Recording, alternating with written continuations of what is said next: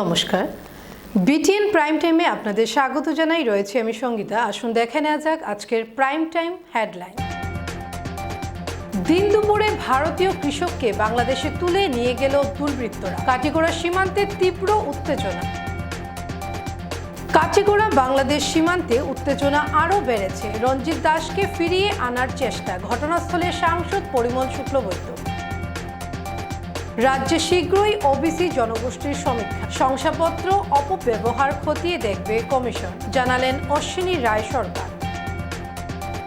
রাজ্যে বেশ কয়েকজন আইএএস ও এসিএস অফিসার রদবদল। বরাক উপত্যকা উন্নয়ন বিভাগে বিপুল দাস। অষ্টলক্ষীর বিকাশে বড় পদক্ষেপ। উত্তর পূর্বে 40,000 কোটি টাকার সড়ক প্রকল্প ঘোষণা গডকারি। এবারে বিস্তারিত খবর।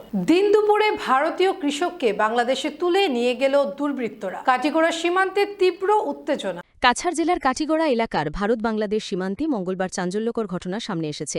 সীমান্তবর্তী চণ্ডীনগর দ্বিতীয় খণ্ড গ্রামের বাসিন্দা তথা কৃষক রঞ্জিত দাসকে জোরপূর্বক বাংলাদেশে নিয়ে গেছে একদল দুর্বৃত্তরা। ঘটনায় সীমান্ত এলাকা জুড়ে আতঙ্কের পরিবেশ সৃষ্টি হয়েছে, উত্তেজনাও দেখা দিয়েছে। স্থানীয় সূত্রে জানা গেছে, মঙ্গলবার সকাল 11টা নাগাদ কিন্নরখালী সীমান্ত এলাকায় কাঁটাতারের ওপারে ভারতের জমিতে গবাদি পশুর খাদ্য হিসেবে ব্যবহৃত ঘাস কাটছিলেন রঞ্জিত দাস। সেই সময় বাংলাদেশ থেকে আসা কয়েকজন ব্যক্তি তাকে জোর করে তুলে নিয়ে যায় বলে দাবি করেছেন প্রত্যক্ষদর্শীরা। ঘটনার খবর ছড়িয়ে পড়তেই সীমান্ত এলাকায় উত্তেজনা ছড়িয়ে পড়ে। স্থানীয় বাসিন্দারা ঘটনাস্থলে ভিড় জমান। খবর পেয়ে বিএসএফের জওয়ানরাও ঘটনাস্থলে পৌঁছে পরিস্থিতি খতিয়ে দেখেন। প্রাথমিকভাবে জানা গেছে, বিএসএফ ইতিমধ্যে বাংলাদেশের সীমান্তরক্ষী বাহিনী বিজিবির সঙ্গে যোগাযোগ করেছে এবং বিষয়টি নিয়ে একটি ফ্ল্যাগ মিটিংয়ের আয়োজনের উদ্যোগ নেওয়া হয়েছে। দিনের বেলায় সীমান্ত থেকে একজন ভারতীয় নাগরিককে তুলে নিয়ে যাওয়ার অভিযোগে এলাকাবাসীর মধ্যে তীব্র উদ্বেগ ও নিরাপত্তাহীনতার অনুভূতি তৈরি হয়েছে। তবে এই প্রতিবেদন লেখা পর্যন্ত রঞ্জিত দাসের অবস্থান সম্পর্কে নিশ্চিতভাবে কিছু জানা যায়নি। ঘটনাকে কেন্দ্র করে সীমান্তে নজরদারি আরও জোরদার করা হয়েছে এবং বিএসএফ বিষয়টির ওপর নিবিড় নজর রাখছে। প্রণয় কুমার রায়, বিটিএন নিউজ, কালাইন। আমরা এখন দাঁড়িয়ে আছি চিহ্নকাল বর্ডার অঞ্চল, বাংলাদেশ এবং ইন্ডিয়া বর্ডার অঞ্চল। 11টার সময় আমাদের একজন কৃষক গরুর ঘাস কাটতেছিল। হঠাৎ দলবল নিয়ে এই পাবলিক এসে, বাংলাদেশের পাবলিক আসিয়া উনাকে তুলিয়া নিয়ে যায়।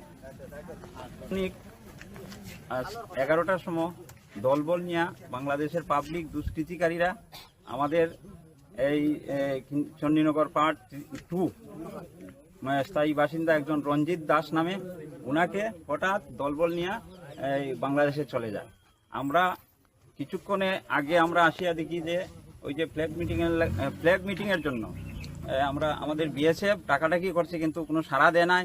অতএব আমি বিশেষ করে দৃষ্টি আকর্ষণ করছি আমাদের ঊর্ধ্বতন কর্তৃপক্ষ ডিসি মহোদয় যেন অতি সত্বর এই ব্যবস্থা আমাদের এই কৃষক দাদাকে যেন অতি সত্বর ফেরত আনতে পারে। থানার অধীনস্থ চণ্ডীগড় পার্ট 2 কিন্নরখাল অঞ্চলের বর্ডারে একটা ঘটনা ঘটেছে। আমাদের কিন্নরখাল অঞ্চলের রঞ্জিত দাস নামে একজন দরিদ্র কৃষক তার কৃষির কাছে গিয়েছিল বাংলাদেশ সংলগ্ন অঞ্চলে ফেন্সিংয়ের বাইরে। হঠাৎ বাংলাদেশ থেকে 7-8 জন লোক এসে ওনাকে জোর জবরদস্তি করে ধরে বাংলাদেশে নিয়ে গেছে। এখন আমরা এখানে সবাই পাবলিক সমবেত হয়েছি। আমাদের বিএসএফের বিভিন্ন কর্মকর্তা এসেছেন এবং তারা ফ্ল্যাগ মিটিংয়ের জন্য চেষ্টা করছেন। বারবার চেষ্টা করা সত্ত্বেও তারা বাংলাদেশ থেকে কোনো সাড়া দিচ্ছে না। তাই আমি এলাকার পক্ষ থেকে ঊর্ধ্বতন ডিসি মহোদয়ের নিকট আমি আবেদন জানাই যাতে অতি সত্বর সেই রঞ্জিত দাসকে মুক্তি করে আমাদের ইন্ডিয়াতে আনা হয়। কাটিগড়া বাংলাদেশ সীমান্তে উত্তেজনা আরও বেড়েছে। রঞ্জিত দাসকে ফিরিয়ে আনার চেষ্টা। ঘটনাস্থলে সাংসদ পরিমল শুক্লবৈদ্য। ভারতীয় কৃষককে ফিরিয়ে আনার চেষ্টা। ঘটনাস্থলে সাংসদ পরিমল শুক্লবৈদ্য। কাটিগড়ার কিন্নরখাল সীমান্তে ভারতীয় নাগরিক রঞ্জিত দাসকে জোর করে বাংলাদেশে নিয়ে যাওয়ার ঘটনাকে ঘিরে উত্তেজনা ছড়িয়েছে। মঙ্গলবার সকাল প্রায় 11টা নাগাদ ঘটনাটি ঘটে। রঞ্জিতের পরিবারে আতঙ্ক দেখা দিয়েছে, বাড়িতে কান্নার রোল। সারাদিনের বয়স আমার ভাই আর বয়স্ক ভাই আমার বয়স কত হয়েছে? বয়স 60 হয়েছে কি আমার ভাই বয়স। ছেলে 4 ছেলে 2 মেয়ে। মেয়ে বিয়া দিলে এইজন আর ছেলে একজন বিয়া দিছে আর 3 জন রয়েছে। ভাই ওটা কুর ওনারায়ন আমার ভাই ওরাই ঘটনার খবর পেয়ে সাংসদ পরিমল শুক্লবৈদ্য ঘটনাস্থলে পৌঁছে জেলা প্রশাসন ও বিএসএফ কর্তাদের সঙ্গে কথা বলেন। তিনি জানান, রঞ্জিত দাস ভারতীয় ভূখণ্ডেই কাজ করছিলেন এবং তাকে ফিরিয়ে আনার জন্য বিএসএফ ও বাংলাদেশের বিজিবির মধ্যে আলোচনা চলছে। ঘটনাকে কেন্দ্র করে সীমান্ত এলাকায় আতঙ্ক ছড়িয়েছে। বিএসএফ ইতিমধ্যে বিজিবির সঙ্গে যোগাযোগ করে ফ্ল্যাগ মিটিংয়ের উদ্যোগ নিয়েছে। আমরা জানি ভালো করে জানি যে আমরা ভালো করে জানি যে আমাদের বর্ডারের ফেন্সিং আছে, তার পাশে কিছু জিরো ল্যান্ড থাকে, আর এখানে গেট করে তারা যায়, অনুমতি নিয়ে যায় বিএসএফ। তো আমাদের এখানে যারা আছে তারা গিয়েছে, কৃষিকাজে যায়, এই জমিতে আমাদের অধিকার, আমাদেরই কৃষিকাজ চলে। তো ওইখানে রঞ্জিত দাস বলে একজন গিয়েছেন। বাংলাদেশ থেকে কোনো না কোনো উগ্রপন্থী বা কেউ আছেন, বা বাংলাদেশের কিছু লোক আছেন যারা ওনাকে ধরে নিয়ে গেছেন।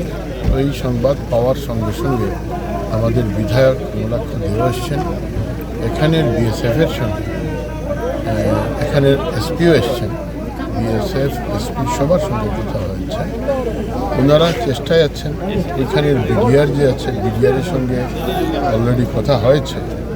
যে একটা আশায় আছি আমরা যে তারা খুঁজে এনে আমাদের মানুষকে আমাদের হাতে সমঝে দেবেন। কারণ বর্ডারে একটা নিয়ম আছে, এদিকে বিএসএফ থাকবে, ওইদিকে বিডিআর থাকবে।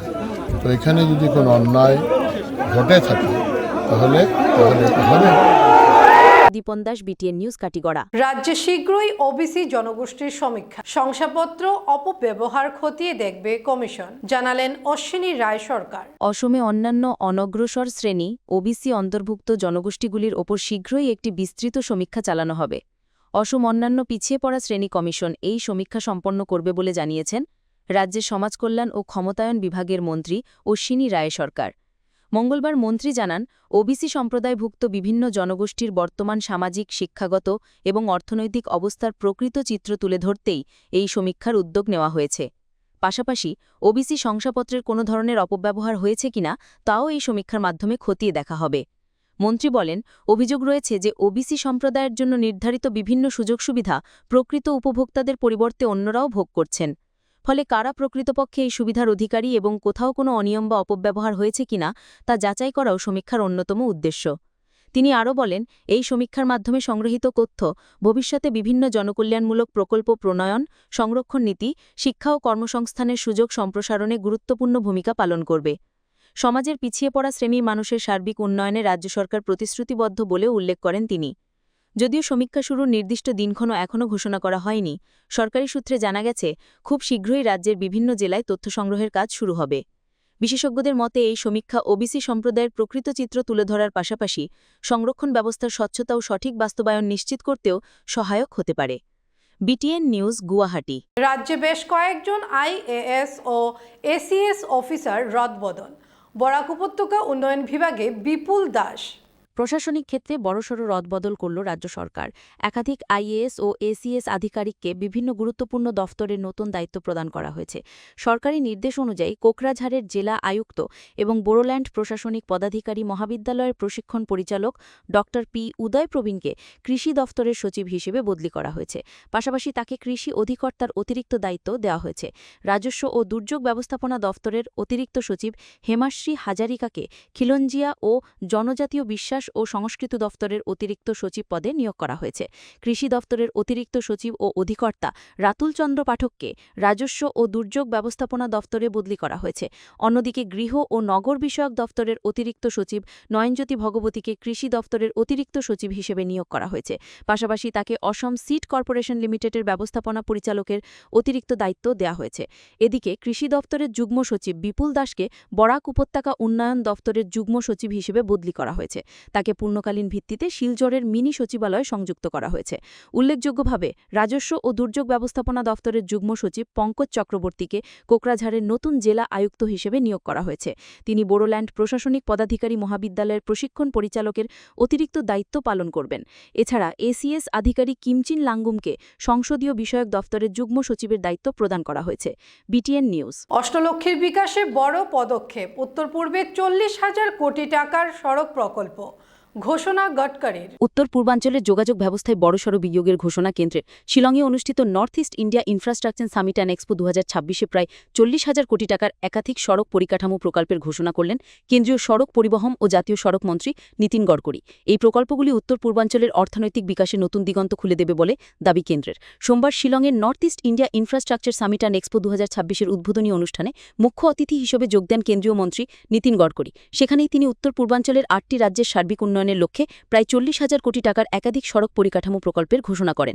গডকরি বলেন, এই প্রকল্পগুলি শুধু যোগাযোগ ব্যবস্থাকে আরও উন্নত করবে না, বরং উত্তর পূর্বাঞ্চলের অর্থনৈতিক অগ্রগতির অন্যতম চালিকা শক্তি হিসেবেও কাজ করবে। তার কথায় দেশের অন্যান্য উন্নত ও অগ্রসর রাজ্যের সমপর্যায়ে উত্তর পূর্বাঞ্চলের সড়ক পরিকাঠামোকে নিয়ে যাওয়াই কেন্দ্রের লক্ষ্য এবং সেই লক্ষ্য পূরণে সরকার বদ্ধপরিকর। এই সম্মেলনে উপস্থিত ছিলেন মেঘালয়ের মুখ্যমন্ত্রী কনরাড সাংমা, নাগাল্যান্ডের মুখ্যমন্ত্রী নেফিউ রিও, কেন্দ্রীয় মন্ত্রী সর্বানন্দ সোনোয়াল সহ উত্তর পূর্বাঞ্চলের বিভিন্ন রাজ্যের শীর্ষ আধিকারিক ও শিল্প মহলের প্রতিনিধিরা।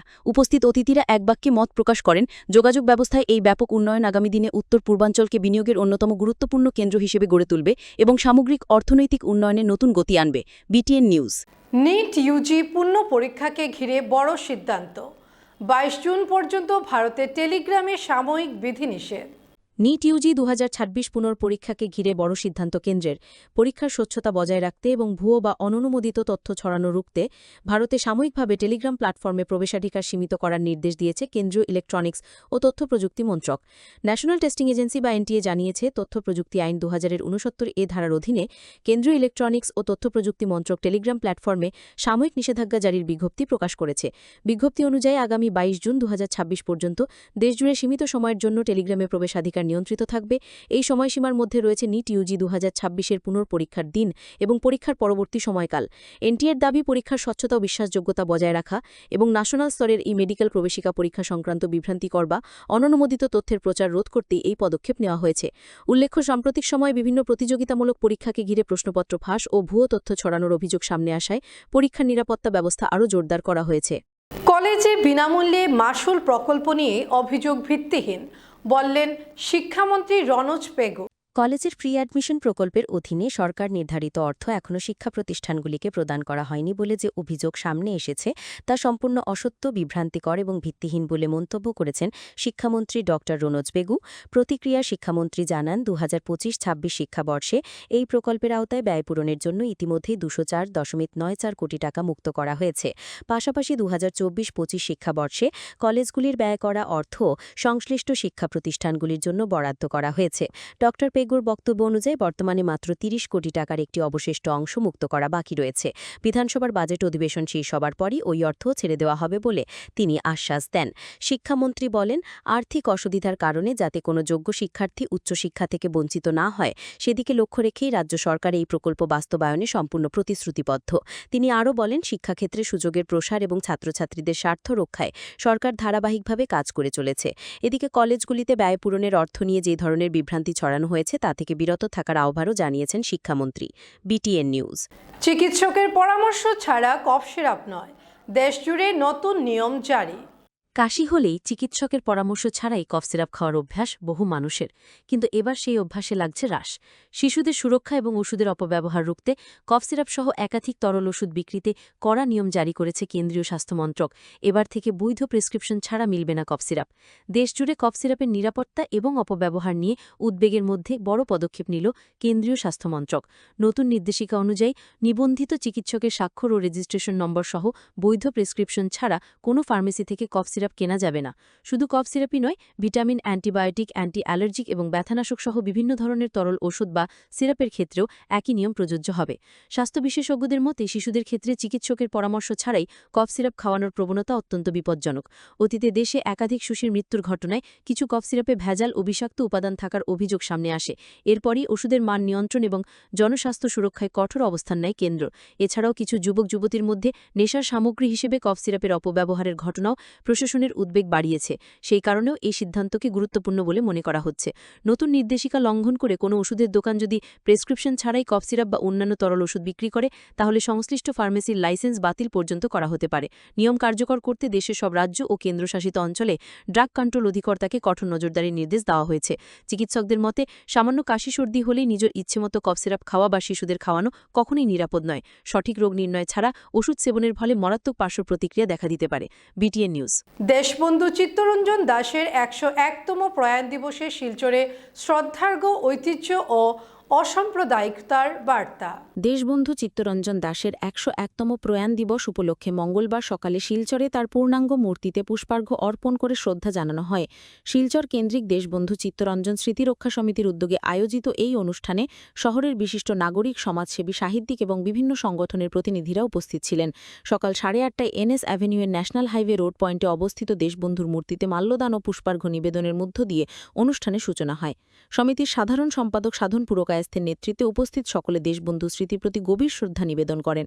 অনুষ্ঠানে বক্তারা স্বাধীনতা আন্দোলনে চিত্তরঞ্জন দাশের অবদান, মানবতার প্রতি তার অঙ্গীকার এবং হিন্দু মুসলিম সম্প্রীতি অসাম্প্রদায়িক চেতনার আদর্শকে স্মরণ করেন।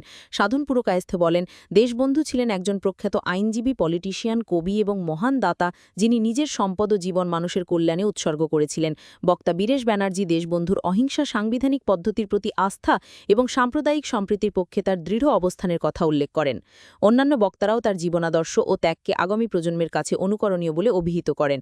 অনুষ্ঠানে রোটারি ক্লাব অফ গ্রিনল্যান্ডের সভাপতি ঈশান পাটুয়া সহ শহরের বিভিন্ন স্তরের বিশিষ্ট ব্যক্তিরা উপস্থিত ছিলেন।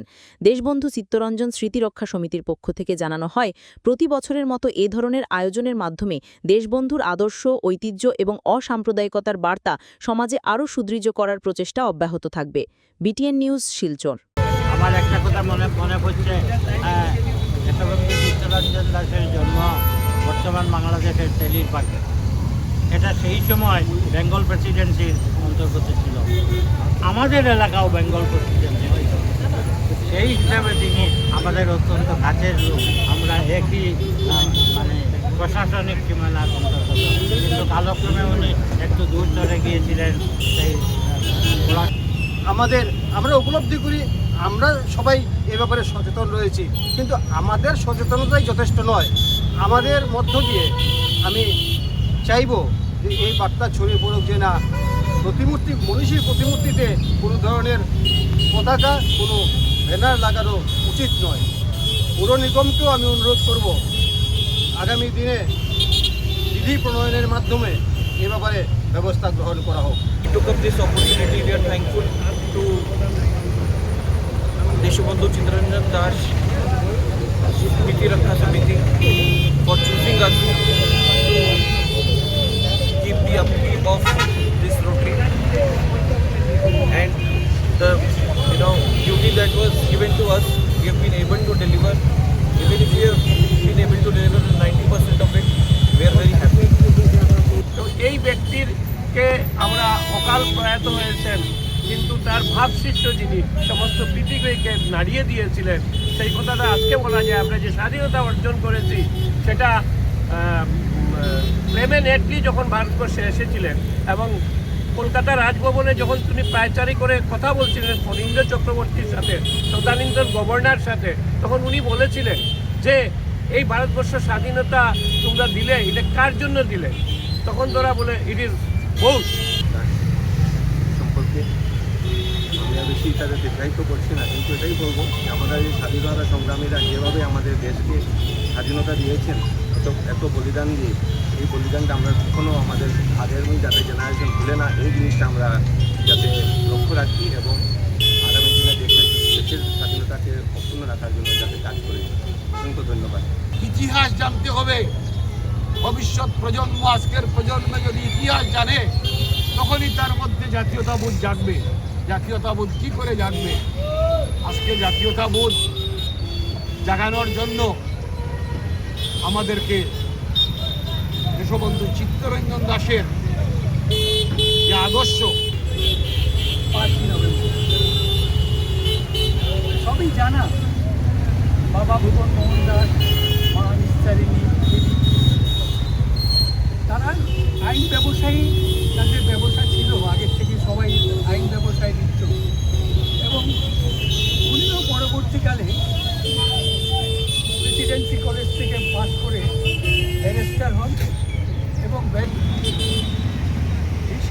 আজকের মতো বিটিএন প্রাইম টাইম এ পর্যন্তই। ধন্যবাদ।